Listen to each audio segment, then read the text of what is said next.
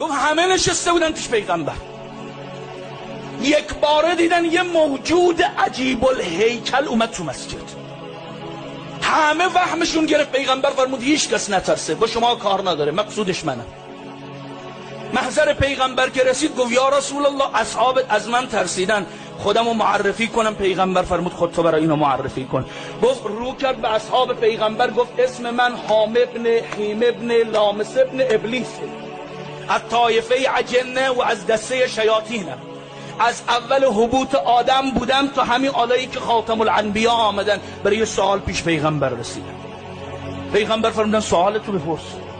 گفت سوال من اینه یا نبی الله یا رسول الله، همین جوری که گفتم از حبوط آدم تا الانی که شما آمدید من مجموعه ایام دنیا رو درک کردم، چون پدر ما ابلیس قسم خورده بود نگذاره آدم و بچه ها بندگی خدا کنن.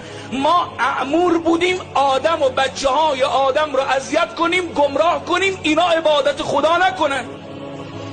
اما سر به سر آدم ابوالبشر که میذاشتیم یک باره میدیدیم یک آقایی نورانی هویدا میشه، نهیبی بر ما میزد که از ترس نهیب او جرأت نمی کردیم دیگه دوروبر آدم آفتابی بشیم.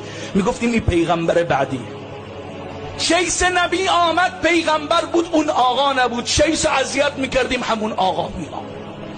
میگفتیم پیغمبر بعدیه. سام پیغمبر آمد پیغمبر بود، اون آقا نبود. سام نبی رو اذیت میکردیم، باز همون آقا به یاری سام نبی میومد. هر پیغمبری رو که اذیت کردیم اون آقا به یاری اوها میومد.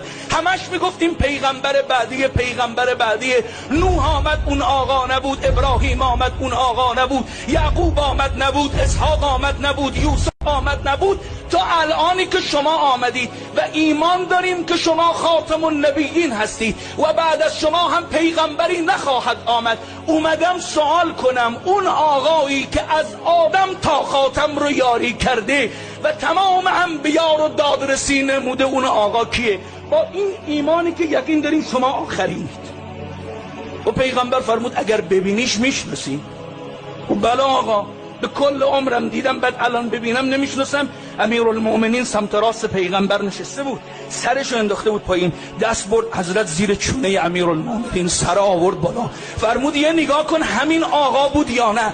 تا حام ابن حیم چشمش به سیمای امیرالمؤمنین افتاد، مثل سپند رو آتیش از جا پرید.